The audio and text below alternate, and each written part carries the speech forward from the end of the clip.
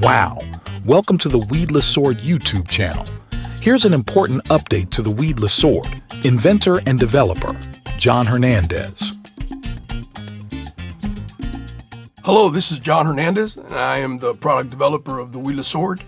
And today I have a very, very important feature that everybody should know about, that they don't know about. I have the Weedless Sword over here just in front of us, so you can check it out. It's in the stored position.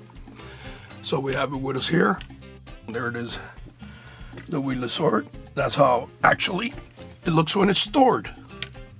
When you pull it out of your bag, you remove this clip right here, and then the sword unloosens itself, unlocks. Okay, so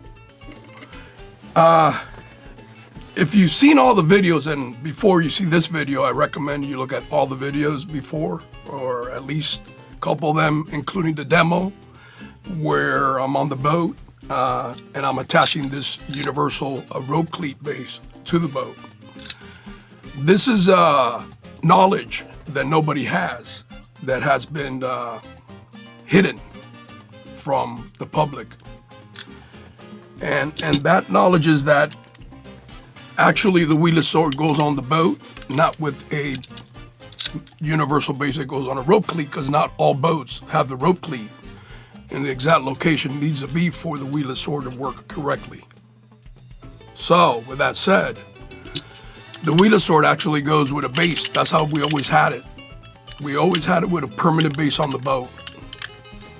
This base is not going to be necessarily this base. This is the one we did for the prototyping. But this one attached to the boat with 8 screws, wood screws, right? And it has a cover, 2 more screws, and then part of this would not connect straight to here. It would go straight to here, in that hole, this bar. And then you would connect it to the boat, to your permanent base. You just come in here, bring it in, bring this in. You have this clip here, and it locks in place. Okay?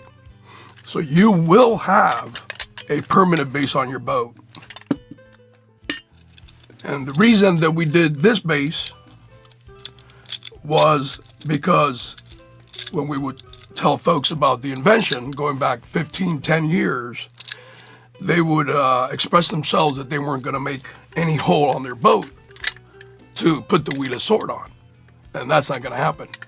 Everybody's going to want to have a base permanently on their boat to attach the Weedless Sword to. And that's what this knowledge awakening clip is about explaining the fact that this just so happened because of the need to get around where people didn't want to attach it to the boat permanently, the base. And then we went through this rigorous engineering for like 2 or 3 or 4 years to create this rope cleat universal base. Okay, with that said, the other thing I want to let you know is that there will be a Weedless Sword like this one, which is manual. So you have the arm, this arm lifted in and out of the water. Well, we're going to have another model, Weedless Sword, as you see here in our rendering we have over here, this mock-up. We're going to have a Weedless Sword that's motorized, and it's going to have a waterproof motor, obviously, and it may have the switch to raise it in and out of the water on the motor itself, or I think, which would be much more practical, to have a coil flexible line, so you could raise it and lower it into the water away from the edge of the boat there. You can move back and have that coil line. Okay, so here we're gonna go ahead and go into the water. You'll have an electrical motor. You don't have to touch the Weedless Sword whatsoever. You just use your switch and switch it back and forth, in and out of the water. You catch a fish, you bring it out, you rig the line, you get ready. They bring the fish in, the line's rigged, everything's ready to go. Throw your bait into the water, use your switch, bring it down into the water, the Weedless Sword, and go and take off and troll. Whatever you want to do, straight line fishing, trolling, you could be in 4 feet of water. Trolling, there's a million ways you could troll. There doesn't have to be seaweed involved in the trolling you're doing. It could be for some other reason that you want the line underwater. There's many things that are going to pop up with this invention that are advantageous to use, that are not necessarily based on trying to avoid seaweed. So I have a lot of people who've seen this and love it, and they've also expressed many other ways it can be used. For instance, I trolled with this in the bay in Miami, in the mouth of the river, Miami River, in 7 feet of water, and there was no seaweed. I had the Weedless Sword, and I caught 3 gag groupers in less than 25 minutes. So this could be used for a lot of things. People who know about fishing are seeing this, and they're finding lots of ways that it can be used other than just for avoiding seaweed.